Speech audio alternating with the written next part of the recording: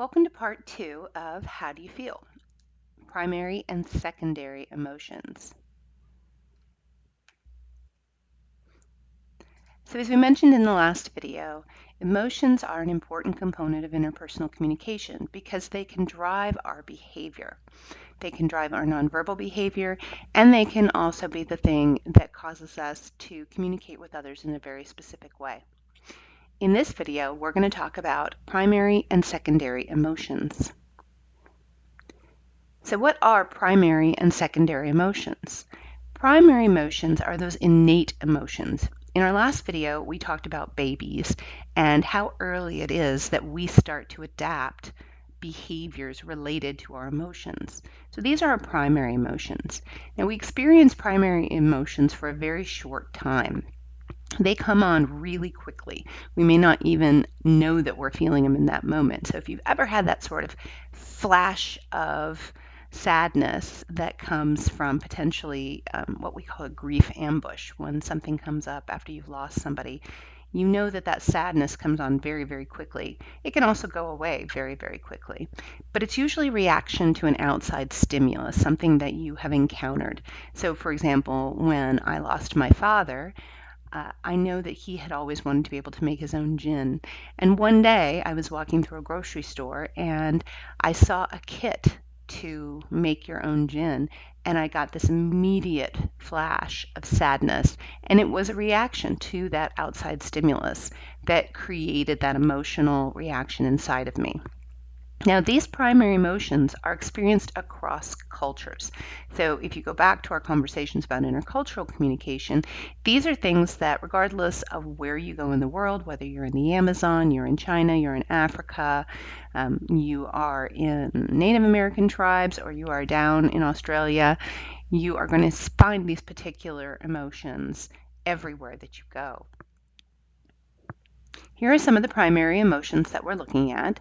These are recognized as joy, distress, anger, fear, surprise, and disgust. So universally, you know what these particular emotions look like on someone's face. And we talked about that last time when we looked at our nonverbal communication. We have a tendency to immediately make a face, immediately make nonverbal gestures that will show people that we're feeling these emotions. And that makes them very hard to hide. So whatever your emotional state is when it comes to primary emotions, other people can pick on those real quickly. Secondary emotions are a bit different. They're not as innate as primary emotions, and there's no linked facial expression, so you can't necessarily tell immediately what somebody's emotional state is the way that you can if somebody is feeling joy or anger or disgust. That means that they're not universally recognizable. So if you do go to another culture, they're going to show these emotions in a different way. And that can be a little disconcerting if you're traveling or if you're moving to another country or into another culture, and you can't necessarily recognize these secondary emotions. When we talk about secondary emotions, these are some of the ones we're talking about: passion, optimism, guilt, shame, embarrassment, pride, envy, jealousy. So think back to some of those emotions that you wrote down at the beginning of the first video. How many of the emotions that you wrote down were primary emotions, and how many of those emotions do you think fall into the secondary emotion category? And how would you know the difference? Now, it's important to understand that primary emotions and secondary emotions are processed by a very different part of the brain, and they require higher order thinking. So your primary emotions don't require a lot of higher order thinking. They're automatic. They are a response to an outside stimulus. They're a flash, you feel them, and you move on. But these secondary emotions, they're something that we think about. They require the brain to do more work in terms of processing what you're feeling and how you're feeling. So if you've ever been to see a psychologist, for example, or even if you've just had a chat with a friend about how you're feeling, think about it. Most of the time, that conversation isn't about joy or disgust. It's going to be about some of these secondary emotions where you're trying to process what it is that you're actually feeling. And having another person to talk to, whether it's a professional person, a family member, or a close friend, can really help you think through what it is that you're feeling in that moment.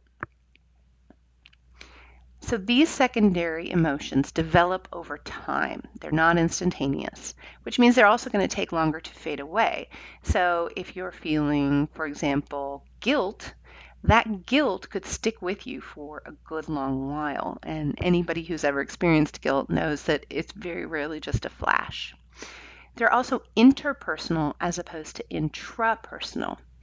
Interpersonal means that we experience them in relation to real or imagined others, other people in our lives, or people that we're imagining in our lives. So, for example, think about guilt. Let's say that you're walking your dog and you know you should pick up the dog poop after the dog walks, but you don't. Maybe you don't have a bag with you, or you just, for whatever reason, walk away. In that moment, if you start to feel a little bit of guilt, it's not because of any specific person. It's not like your best friend's going to go step in the dog poop, but you might start to feel guilt over an imagined other person who you could imagine walking and stepping in the dog poop. So that's an example, a little bit gross, so we can get our primary disgust emotion in there as well, that helps us understand why we might consider guilt to be something that is interpersonal but could be based on an imagined other rather than a real other. Now, it's also important to understand that these emotions vary in intensity. So you can have incredibly mild feelings. So, for example, you might not be feeling all that guilty about the dog poop, to really strong and intense feelings. So, intense feelings of guilt if you, for example, stole something from somebody you cared about, if you in some way violated an understanding with somebody that you cared about, you could feel very strongly about that guilt. So you have to think about the intensity of how you feel. All right, now we're ready to go on to part 3. And we're going to be looking at effective presence. So take a break, and then when you're ready, head over to video number 3.